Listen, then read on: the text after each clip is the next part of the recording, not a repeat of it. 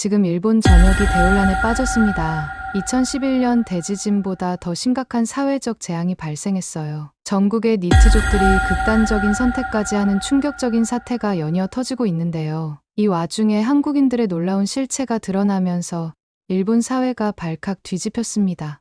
도쿄에서 온 한 일본 여성의 폭로 사연에 의하면 한국인들이 우리 일본에게 이럴 줄은 몰랐어요 라고 말하고 있는데요. 과연 일본에서 무슨 일이 벌어지고 있으며 한국인들은 어떤 행동을 했던 것인지 지금 바로 시작하겠습니다. 안녕하세요. 제 이름은 타나카 아야입니다.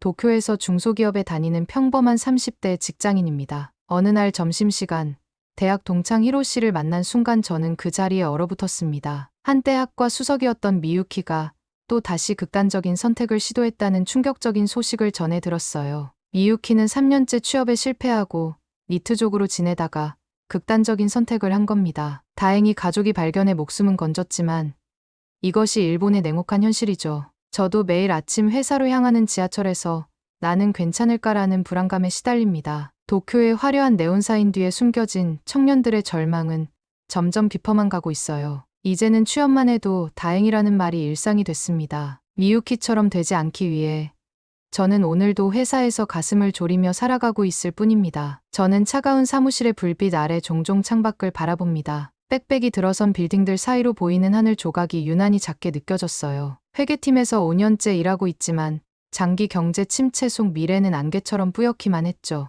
그럴 때마다 무거운 도시의 공기가 저를 짓누르는 느낌으로 매일 아침 혼잡한 전철에 몸을 맡기며 수많은 도쿄 직장인 중 하나일 뿐이란 생각에 한숨이 나왔어요. 히로시 역시 한때 유망했던 스펙을 가진 친구였지만 지금은 취업에 실패하고 2년 넘게 니트족으로 지내고 있었습니다. 식당에서 마주한 히로시의 모습에 놀라지 않을 수 없었어요. 요즘 우리 동기들 중에 니트족이 너무 많아. 다들 지쳐가고 있어. 미유키만이 아니야. 지난달에는 타카하시도 극단적인 선택을 했다는 소식이 들려왔어. 히로시의 말에 가슴이 철렁 내려앉았습니다. 항상 활기 넘치던 눈빛을 가졌던 히로시의 모습은 온데간데 없고 초췌한 표정만 남아있었어요. 그의 이야기를 들으며 저도 언제든 그렇게 될 수 있다는 두려움이 엄습했습니다. 일본의 청년 실업 문제가 더 이상 뉴스에서만 듣던 이야기가 아니라 바로 내 주변에서 현실로 일어나고 있다는 사실에 불안감이 커졌죠. 무거운 발걸음으로 사무실에 돌아와 자리에 앉았습니다. 평소보다 조용한 사무실의 분위기가 이상했어요. 몇 주 전부터 회사 실적이 좋지 않다는 소문이 돌면서 임원들의 회의가 늘어났고 회사에서는 긴장감이 감돌았습니다. 냉랭한 침묵이 퇴근 시간까지 이어졌습니다. 동료 미카가 작은 목소리로 구조조정 소문에 대해 전하는 말에 저는 숨이 막혔어요. 미카의 말을 통해 이번 분기 실적 부진으로 인원 감축이 있을 거라는 소식을 듣게 되었습니다. 온몸에 식은땀이 흐르는 것을 느꼈습니다. 오후 내내 업무에 집중할 수 없었고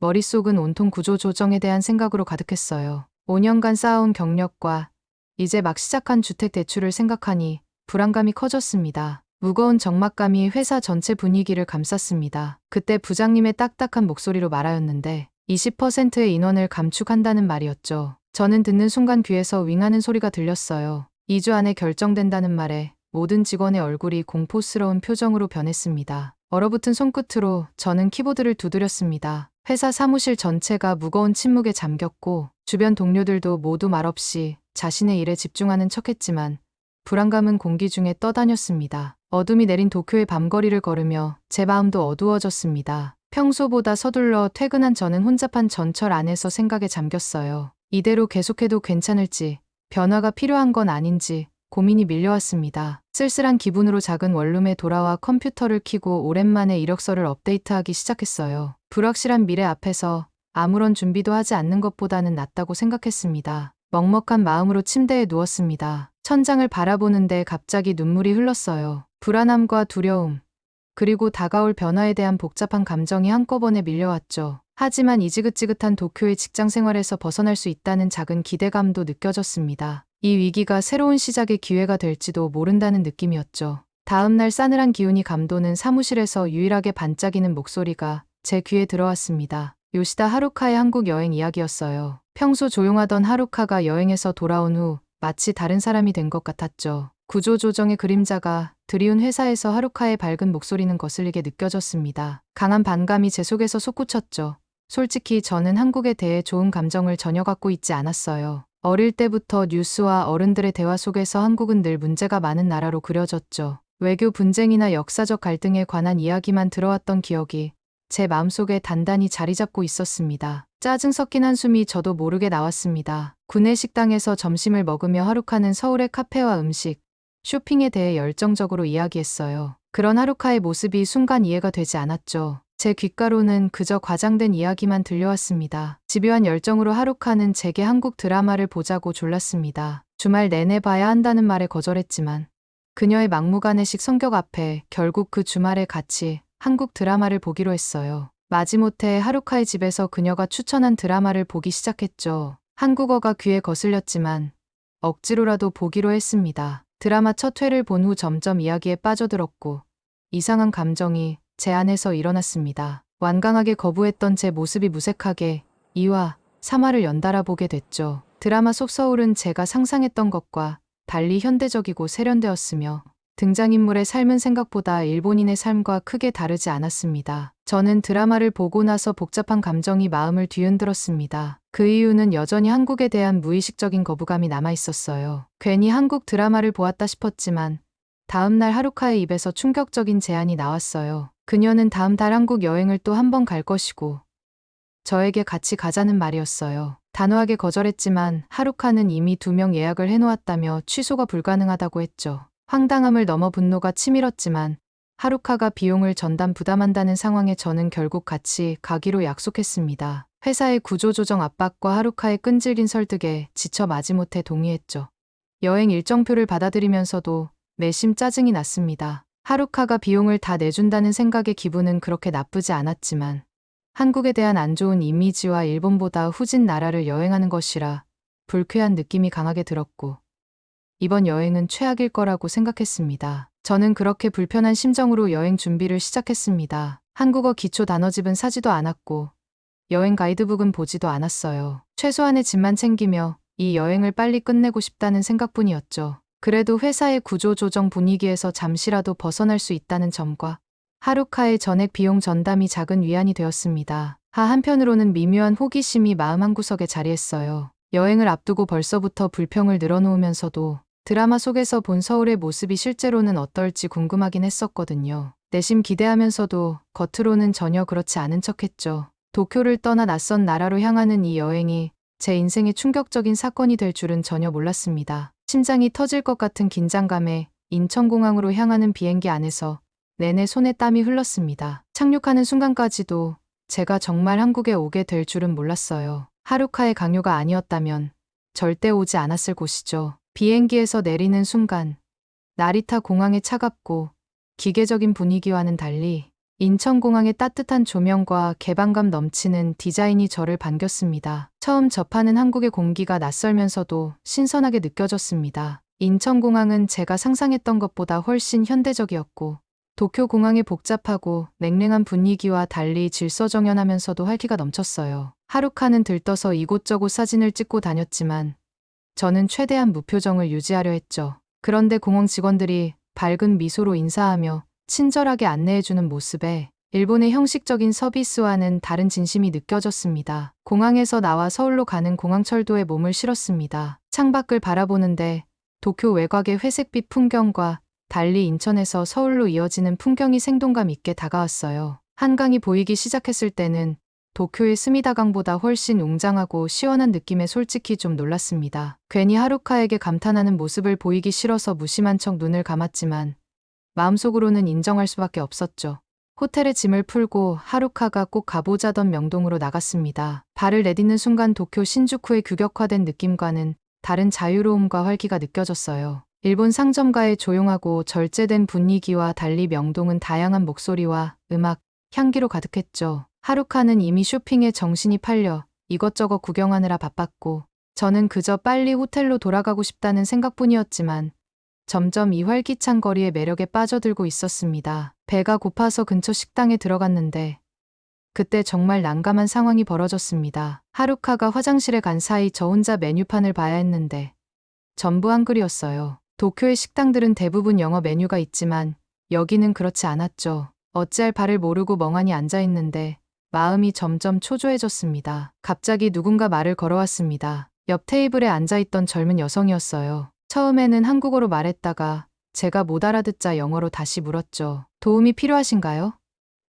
일본에서 오셨나요? 일본에서라면 낯선 사람이 말을 걸어오는 경우가 거의 없어서 순간 경계심이 올라왔지만 그녀의 진심 어린 미소에 긴장이 조금 풀렸습니다. 미나라고 자기를 소개한 그녀는 메뉴 선택을 도와주었습니다. 심지어 추천 메뉴까지 알려주고 서울 여행 팁도 알려줬어요. 솔직히 좀 당황스러웠죠. 도쿄에서는 자기 일에만 집중하고 남에게 관심을 보이지 않는 게 미덕인데 여기서는 전혀 모르는 사람에게 이렇게 적극적으로 도움을 주다니요. 처음에는 의심스러웠지만 미나의 순수한 친절함이 느껴졌습니다. 다음 날 하루카의 제안으로 경복궁에 가기로 했습니다. 지하철을 타고 가는 중에 역을 잘못 내려서 길을 잃고 말았어요. 도쿄에서도 종종 길을 잃었지만 그때는 주변 사람들에게 물어볼 생각조차 못했죠. 북적이는 서울 거리에서 하루카와도 헤어져 혼자 남겨진 상황이었고 당황한 마음에 지도를 뚫어지게 보고 있는데 갑자기 머릿속이 하얘지면서 가슴이 두근거렸습니다. 그때 중년의 한국 남성이 다가왔습니다. 길을 잃은 제 모습을 보고 도움을 주려는 것 같았어요. 한국어로 말을 걸었다가 제가 이해하지 못하자 영어로 바꿔 물어봤죠. 일본에서라면 대부분 고개를 돌리거나 바쁘다며 지나쳤을 텐데 이분은 제 서툰 영어를 끝까지 경청해 주셨어요. 단순히 길을 알려주는 게 아니라 직접 그곳까지 안내해 주겠다고 하셨죠. 처음에는 의심이 들었지만 그분의 진심 어린 표정에 마음이 조금씩 풀렸습니다. 경복궁까지 가는 동안 그분은 주변 건물과 역사에 대해 간단히 설명해 주셨습니다. 일본의 성과는 또 다른 웅장함과 아름다움이 느껴졌어요. 목적지에 도착해서 감사 인사를 드리니 그저 미소로 답하시고는 떠나셨죠. 그 순간 도쿄에서는 결코 경험할 수 없었던 따뜻함이 가슴에 밀려왔습니다. 여전히 한국인이니까 뭔가 다른 속셈이 있는 건 아닐까 하는 생각도 남아 있었지만 그런 의심이 점점 무의미하게 느껴졌어요. 경복궁에 들어서자 도쿄의 황궁과는 완전히 다른 화려한 색채와 장식이 눈길을 사로잡았습니다. 일본 건축의 절제미와 달리 한국 궁궐의 다채로운 단청과 웅장한 규모에 저도 모르게 감탄했어요. 현대적인 고층 빌딩 사이에 고궁이 자리 잡은 모습도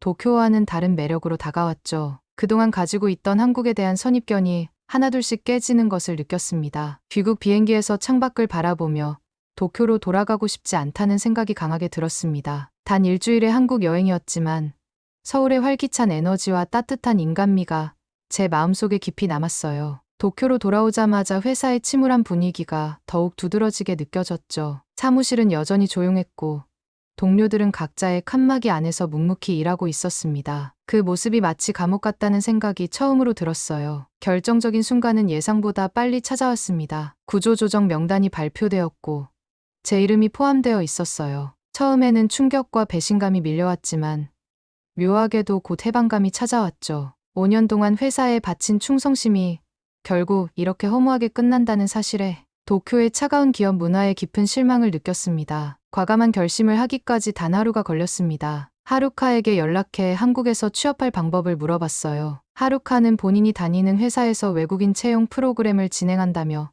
지원서 쓰는 것을 도와주겠다고 했죠. 지방에 계신 부모님께 전화로 상황을 설명하니 우려하시면서도 제 결정을 존중해 주셨습니다. 일본 사회의 경직된 시스템에서 벗어나 새로운 도전을 하겠다는 제 의지를 이해해 주셨어요. 두 번째 한국행은 첫 번째와 완전히 달랐습니다. 관광객이 아닌 구직자로서 인천공항에 도착하니 설렘과 불안이 동시에 밀려왔어요. 하루카가 소개해준 외국인 친화적인 게스트하우스에 짐을 풀었죠. 도쿄의 좁고 비싼 원룸과 달리 같은 가격에 훨씬 넓고 따뜻한 공간이 제공되어 놀라웠습니다. 첫 면접 준비는 생각보다 어려웠습니다. 한국어 실력이 턱없이 부족했고 일본식 이력서와 한국식 이력서의 차이점도 몰랐어요. 인터넷 검색으로 간신히 이력서를 작성했지만 불안했죠. 면접 당일 일본 기업의 딱딱한 면접실과 달리 밝고 활기찬 분위기의 회의실이 저를 맞이했습니다. 그러나 질문이 시작되자 긴장한 탓에 준비한 한국어 자기소개조차 제대로 하지 못했어요. 처참한 실패감을 안고 한국어 공부를 본격적으로 시작하기로 결심했습니다. 도쿄였다면 좌절의 순간에 다시 일어설 의지를 잃었을지도 모르겠어요. 하지만 한국의 역동적인 에너지가 저를 계속 밀어주는 느낌이었죠. 외국인을 위한 한국어 학원에 등록했고 일본 학원의 형식적이고 교과서적인 수업과 달리 실용적이고 활기찬 수업에 금방 적응했습니다. 운명적인 만남은 한국어 학원에서 이루어졌습니다. 취업 준비반 강사로 들어오신 분이 바로 박지영 선생님이었어요. 제1교포 출신으로 20년 전에 한국으로 돌아와 정착하신 분이었죠. 선생님은 수업이 끝난 후 저를 따로 불러 일본에서 온 이유를 물어보셨습니다. 제 상황을 진솔하게 털어놓자 지영 선생님은 공감의 눈빛으로 들어주셨어요. 일본에서는 낯선 사람에게 이렇게 마음을 열기 어려웠는데 한국에서는 이런 따뜻한 만남이 자연스럽게 이루어진다는 것이 신기했습니다. 새로운 결의로 한국어 공부에 몰두했습니다. 지영 선생님의 취업 준비반은 단순한 언어학습을 넘어 한국 기업 문화와 비즈니스 매너까지 가르쳐 주셨어요. 일본 어학원의 기계적인 교육 방식과 달리 실제 상황에 맞춘 역할극과 토론 수업이 재미있었죠. 무엇보다 지영 선생님은 학생 한 명 한 명의 상황에 맞춰 개인적인 조언까지 아끼지 않으셨습니다. 기적 같은 변화가 한 달 만에 찾아왔습니다. 지영 선생님이 알고 지내는 한일무역회사 인사 담당자를 소개해 주셨어요. 이번에는 철저히 준비했죠. 학원에서 배운 비즈니스 한국어로 자기소개를 완벽하게 연습했고 한국 회사 문화에 대한 이해도 깊어졌습니다. 면접장에 들어서니 지난번과 달리 자신감이 생겼어요. 합격 통보를 받은 날 도쿄에서는 경험할 수 없었던 뜨거운 축하의 물결을 경험했습니다. 학원 동기들과 선생님들이 합격 파티를 열어주었고 지영 선생님은 앞으로의 회사 생활에 대한 조언까지 아낌없이 해주셨어요. 일본에서는 각자의 성공과 실패를 개인적인 문제로 여겼지만 여기서는 제 작은 성취가 공동체의 기쁨이 되는 것 같았죠. 그 순간 도쿄를 떠난 결정이 제 인생 최고의 선택이었음을 확신했습니다. 첫 출근 날 아침 가슴이 두근거리는 설렘으로 밤새 잠을 이루지 못했습니다. 일본에서의 첫 출근 때는 긴장감과 압박감 때문에 잠을 못 이뤘지만 이번엔 완전히 다른 감정이었어요. 정장을 입고 거울 앞에 서니 도쿄에서의 무기력하고 소극적이던 제 모습은 온데간데 없고 자신감 넘치는 새로운 아야가 서 있었죠.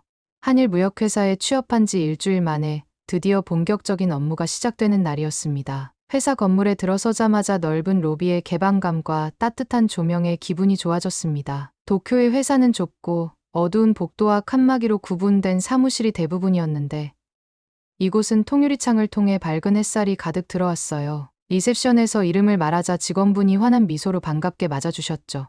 일본에서는 상상도 할 수 없는 일이었습니다. 신입사원이 알아서 자리를 찾아가는 것이 당연했으니까요. 옆자리에 앉은 한국인 동료 수진이 직접 커피를 내려 따뜻한 한 잔을 건네며 친근하게 말을 걸었습니다. 도쿄 회사에서는 5년 동안 옆자리 동료와 단 한 번도 커피 한 잔 나눠 마신 적이 없었어요. 모두 자신의 일에만 몰두하고 사적인 대화는 철저히 배제되었죠. 수진은 회사 시스템은 물론 주변 맛집까지 상세히 알려주며 제가 빨리 적응할 수 있도록 도와주었습니다. 오전 회의에서 경험한 충격적인 문화 차이가 아직도 생생합니다. 팀장님이 새로운 프로젝트에 대한 의견을 물었을 때 가장 먼저 신입사원에게 발언 기회를 주셨어요. 일본에서는 상상도 할 수 없는 일이었죠.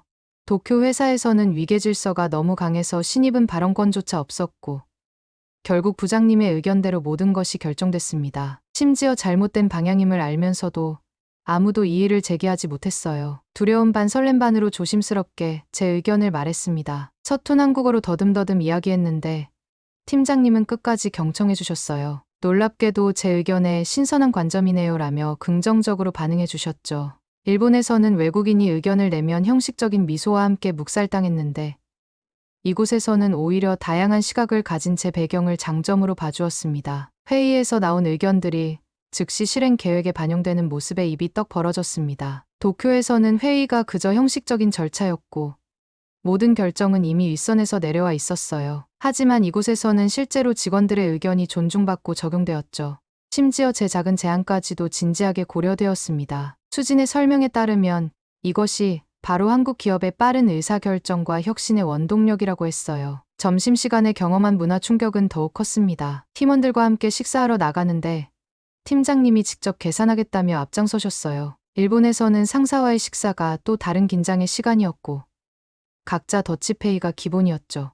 식사 중에도 직급에 상관없이 자유롭게 대화하는 모습이 신선했습니다. 도쿄에서는 상사 앞에서 농담은 상상도 할 수 없었는데 여기서는 팀장님이 먼저 유머로 분위기를 풀어주셨어요. 오후 업무 시간 몰랐던 부분이 있어 질문하기가 망설여졌습니다. 일본에서는 질문이 많은 사람은 능력 부족으로 여겨졌어요. 용기를 내어 수진에게 물어보니 오히려 상세히 알려주며 모르는 건 언제든 물어봐요.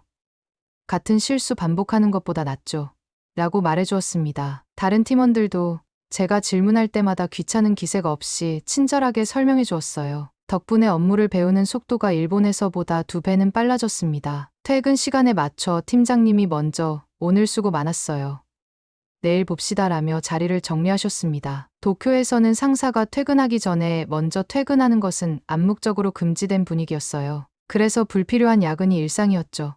하지만 여기서는 정시 퇴근이 당연했고 오히려 효율적으로 일하는 사람이 능력자로 인정받았습니다. 서울의 저녁거리를 걸으며 이런 합리적인 문화에 가슴이 뜨거워졌어요. 도쿄의 차갑고 메마른 직장 생활과는 비교할 수 없는 따뜻함이 느껴졌습니다. 회사 생활에 점차 적응하면서 업무에도 자신감이 붙기 시작했습니다. 한국 생활 3개월 차에 접어들자 외국인이라는 벽이 조금씩 허물어지는 느낌이 들었어요. 특히 수진과는 퇴근 후에도 종종 시간을 보내는 사이가 됐죠. 수진의 소개로 같은 부서의 성준과도 친해졌습니다. 어느 금요일 저녁, 수진이 주말 계획을 물어봤습니다. 특별한 일정이 없다고 하자 내일 친구들과의 모임에 저를 초대했어요. 처음에는 망설였지만 한국 생활에 더 적응하려면 이런 자리도 중요하다고 생각했죠. 사실 도쿄에서도 사교적인 성격은 아니었지만 새 출발을 결심한 이상 이런 부분도 바꿔보고 싶었습니다. 약속 장소에 도착했을 때 긴장감이 밀려왔습니다. 수진의 친구들은 대학 동창들이었고 저 말고는 모두 한국인이었어요. 처음 보는 사람들 앞에서 서툰 한국어로 대화해야 한다는 생각에 가슴이 두근거렸죠. 수진이 저를 소개하자 모두 반갑게 맞아주었습니다. 대화 중에 민감한 주제가 나왔습니다. 누군가 일본과 한국의 역사적 관계에 대해 물어봤어요. 순간 테이블의 분위기가 변했죠. 저는 최대한 조심스럽게 개인적인 생각을 말했습니다. 과거의 잘못을 인정하면서도 미래지향적인 관계를 희망한다고 했어요. 성준의 표정이 약간 굳어지는 것을 느꼈지만 수진이 재빨리 화제를 바꿨습니다. 모임이 끝난 후 귀가하는 길, 마음이 무거웠습니다. 문화적 차이를 뛰어넘는 것이 생각보다 쉽지 않다는 현실을 직면했어요. 수진에게 메시지를 보내 불편한 상황을 만들었다면 미안하다고 했죠. 수진은 괜찮다며 오히려 솔직하게 이야기해줘서 고맙다고 답했습니다. 다음 날 아침, 성준에게서 연락이 왔습니다. 어제 이야기를 더 하고 싶다며 커피 한잔 하자고 했어요. 솔직히 조금 두려웠지만 성준의 제안을 받아들였죠. 카페에서 만난 성준은 예상외로 편안한 분위기였습니다. 역사적인 문제는 민감할 수밖에 없지만 당신의 솔직함이 인상적이었다고 했어요. 대화를 통해 서로의 생각을 나누는 시간이 깊어졌습니다. 성준은 일본에서 교환학생으로 지낸 경험이 있다며 자신도 처음에는 많은 문화 충돌을 겪었다고 털어놨어요. 각자의 나라에 대한 애정을 가지면서도 서로를 이해하려는 노력이 중요하다는 데 공감했죠.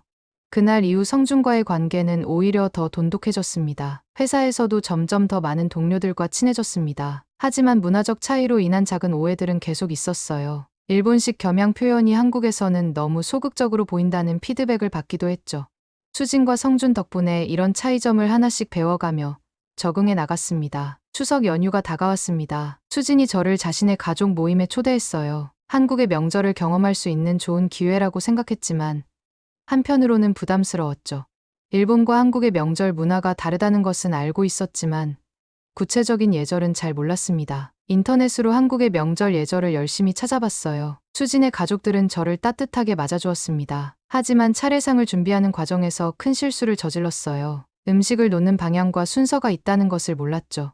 수진의 할머니가 놀란 표정을 지으셨고 저는 그 자리에서 얼어붙었습니다. 수진이 재빨리 수습했지만 제 마음은 이미 무너져 내렸어요. 저녁 식사가 끝난 후 용기를 내어 할머니께 다가갔습니다. 깊이 고개를 숙이며 실수한 것에 대해 진심으로 사과했어요. 예상과 달리 할머니는 오히려 제게 미소를 지으셨죠. 다른 나라에서 온 제가 한국 문화를 배우려고 노력하는 모습이 기특하다고 하셨습니다. 그 말씀에 눈시울이 뜨거워졌어요. 귀가하는 길에 수진이 손을 꼭 잡아주었습니다. 할머니가 보통 낯선 사람에게는 말씀이 없으신데 저에게 마음을 여신 것은 특별한 일이라고 했어요. 서로 다른 문화 속에서도 진심은 통한다는 생각이 들었죠. 그날 밤, 저는 도쿄에 계신 부모님께 오랜만에 전화를 걸었습니다. 한국에서의 생활이 점점 풍요로워지고 있다고 말씀드렸어요. 한국 생활 6개월 차에 접어들자 문득 제 자신에 대해 다시 생각해보게 됐습니다. 한강공원 벤치에 앉아 흐르는 강물을 바라보며 깊은 생각에 잠겼어요. 일본인으로서 한국에서 살아간다는 것. 그 의미가 제게 무엇인지 고민하게 됐죠. 도쿄에 있을 때는 생각해보지 않았던 질문들이 자꾸 머릿속을 맴돌았습니다. 회사에서 외국 바이어와의 미팅이 있던 날, 예상치 못한 상황이 벌어졌습니다. 팀장님이 갑자기 저에게 일본 문화에 대해 소개해달라고 했어요. 준비 없이 즉석에서 이야기해야 했죠. 순간 머릿속이 하얘졌지만 차분히 일본의 계절 문화와 예절에 대해 설명했습니다. 바이어들의 관심 어린 질문에 대답하면서 이상한 감정이 밀려왔습니다. 제가 당연하게 여겼던 일본 문화의 특징들을 설명하는 과정에서 그것들이 얼마나 소중하고 특별한지 새삼 깨달았어요. 미팅이 끝나고 팀장님은 제 설명이 인상적이었다며 칭찬해 주셨죠. 그날 처음으로 제 뿌리에 대한 자부심이 솟아올랐습니다. 한국인들의 강한 자부심이 더욱 선명하게 느껴지기 시작했습니다. 길거리에서 태극기를 보며 자랑스러워하는 모습, 한국 스포츠 선수가 국제대회에서 우승했을 때 온 나라가 축제 분위기가 되는 모습이 인상적이었어요. 수진과 성준도 한국 문화와 역사에 대해 이야기할 때면 눈빛이 달라졌죠. 그들의 모습을 보며 저 자신에게 물었습니다. 나는 일본에 대해 이런 자부심을 가지고 있었던가? 동료의 깜짝 제안이 새로운 전환점이 됐습니다. 성준이 대학 동아리에서 진행하는 한일 문화 교류 행사의 발표자로 참여해달라고 제안했어요. 처음에는 망설였지만 이런 기회가 제 정체성을 더 깊이 생각해볼 계기가 될 것 같아 수락했죠. 발표 준비를 위해 일본 문화와 역사를 다시 공부하면서 잊고 있던 많은 것들을 재발견했습니다. 교류 행사에서 만난 한국 대학생들의 질문은 놀라울 정도로 깊었습니다. 일본의 전통 문화부터 현대 사회 문제까지 다양한 주제에 관심을 보였어요. 특히 저의 개인적인 경험과 생각을 듣고 싶어 했죠. 그들과 대화하면서 제가 한국과 일본 사이에서 작은 다리 역할을 할 수 있다는 가능성을 발견했습니다. 강렬한 호기심이 저를 서울 곳곳의 역사적 장소로 이끌었습니다. 주말마다 경복궁, 덕수궁, 국립중앙박물관을 찾아 한국의 역사를 조금씩 배워갔어요. 특히 일제강점기 관련 전시를 볼 때면 마음이 무거워졌죠. 과거 일본이 저지른 일들을 마주하는 것은 결코 쉽지 않았지만 역사를 바로 알아야 미래를 함께 만들어갈 수 있다고 생각했습니다. 용기를 내어 독립기념관을 방문했습니다. 전시물을 하나하나 살펴보며 한일 양국의 아픈 역사를 객관적으로 바라보려 노력했어요. 그곳에서 마주한 역사적 사실들은 가슴 아프고 부끄러운 것이었죠. 하지만 이런 과거를 인정하고 직시하는 것이 제가 할 수 있는 첫 번째 걸음이라고 생각했습니다. 독립기념관 방문 후 수진과 성준에게 제 감정을 솔직하게 털어놓았습니다. 역사적 갈등에 대한 대화는 어려웠지만 그들은 열린 마음으로 들어주었어요. 성준은 과거는 부정할 수 없지만 우리가 함께 만들어갈 미래가 더 중요하다고 말했죠. 그 말에 큰 위로를 받았습니다. 한국과 일본, 두 문화 사이에서 균형을 찾아가는 과정은 쉽지 않았습니다. 하지만 그 과정에서 제 자신을 더 깊이 이해하게 됐어요. 일본인으로서의 정체성을 부정하지 않으면서도 한국에서의 경험을 통해 더 넓은 시각을 갖게 된 제 모습이 자랑스러웠죠. 두 나라의 좋은 점을 모두 품은 사람이 되고 싶었습니다. 벚꽃이 흐드러지게 핀 여의도 한강공원을 걸으며 특별한 감정이 밀려왔습니다. 같은 벚꽃이 일본과 한국에서 피어나고 사람들에게 기쁨을 주는 모습이 두 나라의 공통점을 상징하는 것 같았어요. 국적과 문화를 초월한 아름다움 앞에서 깊은 깨달음을 얻었죠. 양국의 문화를 모두 경험한 저에게는 특별한 책임과 가능성이 있음을 느꼈습니다. 한국 생활 1주년을 맞이하는 날, 회사에서 작은 깜짝 파티가 열렸습니다. 동료들이 준비한 케이크 앞에서 소원을 빌며 촛불을 끄는데 문득 1년 전 불안한 마음으로 인천공항에 첫 발을 디뎠던 순간이 떠올랐어요. 그때의 저와 지금의 제가 만난다면 서로를 알아볼 수 있을까 하는 생각이 들었죠. 그만큼 많은 것이 변했습니다. 회사에서도 제 역할이 점점 커졌습니다. 한일 무역 업무를 담당하던 제가 이제는 일본 시장 전체를 총괄하는 팀의 리더가 됐어요. 팀장님은 제가 양국의 문화를 모두 이해하고 있기 때문에 이 역할에 적합하다고 말씀하셨죠. 처음에는 부담스러웠지만 제 경험을 바탕으로 한 새로운 도전이 기대되기도 했습니다. 퇴근 후 한강변을 산책하며 지난 1년을 돌아봤습니다. 처음 한국에 왔을 때는 모든 것이 낯설고 두려웠어요. 한국어도 서툴렀고 문화적 차이에 당황할 때도 많았죠. 하지만 이제는 한국이 제 삶의 일부가 되었습니다. 강물에 비친 서울의 밤 풍경이 마치 제 마음처럼 평온해 보였어요. 어느 날 회사 메일함에 특별한 초대장이 도착했습니다. 서울에서 열리는 한일 문화 교류 행사의 발표자로 초청한다는 내용이었어요. 대학생들을 위한 포럼에서 양국에서의 생활 경험을 공유해달라는 요청이었죠. 처음에는 망설였지만 제 경험이 다른 사람들에게 도움이 될 수 있다는 생각에 수락했습니다. 발표 준비를 하면서 지난 여정을 정리해 볼 수 있었습니다. 일본의 장기 경제 침체와 청년 실업 문제, 한국의 역동적인 기업 문화, 그리고 제가 경험한 문화적 차이와 극복 과정까지 모든 것을 솔직하게 담았어요. 발표 자료를 만들며 깨달았죠.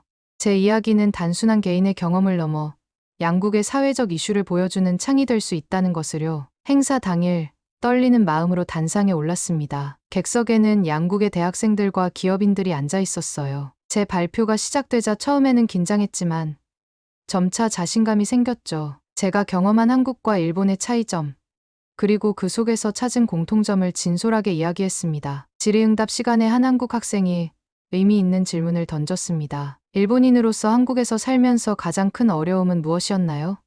잠시 생각한 후 답했어요. 언어나 문화적 차이보다 더 어려웠던 건 제 내면의 편견과 고정관념이었다고요. 그것을 깨닫고 극복하는 과정이 가장 큰 도전이었지만 동시에 가장 값진 경험이었다고 말했죠. 발표가 끝난 후 여러 사람들이 다가와 감사 인사를 전했습니다. 특히 일본 유학을 꿈꾸는 한국 학생들과 한국에서 일하고 싶어하는 일본 유학생들의 반응이 뜨거웠어요. 제 이야기가 그들에게 용기와 영감을 주었다는 사실에 가슴이 벅찼죠. 그날 저녁, 처음으로 제 경험이 다른 사람들에게 의미 있는 영향을 줄 수 있다는 것을 실감했습니다. 그 행사를 계기로 저는 더 적극적으로 문화 교류 활동에 참여하기 시작했습니다. 주말마다 한일 교류 모임을 찾아다니며 제 경험을 나누고 블로그를 통해 양국의 문화와 생활에 대한 이야기를 전했어요. 처음에는 작은 취미로 시작했지만 점점 더 많은 사람들이 관심을 보였죠. 하루카도 제 활동을 응원하며 종종 자신의 경험을 공유해 주었습니다. 회사에서도 제 문화 교류 활동을 긍정적으로 봐주셨습니다. 팀장님은 이런 경험이 업무에도 도움이 된다며 지원해 주셨어요. 덕분에 회사 내에서 한일 문화 이해 세미나를 개최하게 됐죠. 양국을 오가는 비즈니스 파트너들에게 문화적 차이를 설명하고 더 원활한 소통 방법을 제안하는 자리였습니다. 어느 저녁 서울 시내가 내려다 보이는 레스토랑에서 수진, 성준, 하루카와 함께 식사를 했습니다. 1년 전 서로 낯설었던 우리가 이제는 깊은 우정을 나누는 친구가 됐어요. 와인잔을 들고 건배하며 성준이 말했죠. 아야는 이제 완전한 서울 사람이 됐네. 모두가 웃었지만 그 말이 마음에 와닿았습니다. 그날 밤 집으로 돌아오는 길, 별이 총총한 하늘을 올려다보며 생각했습니다. 저는 여전히 일본인이지만 한국에서의 경험이 제 정체성의 일부가 됐어요. 두 나라 사이에서 다리 역할을 하는 것이 제가 앞으로 나아갈 길이라는 확신이 들었죠.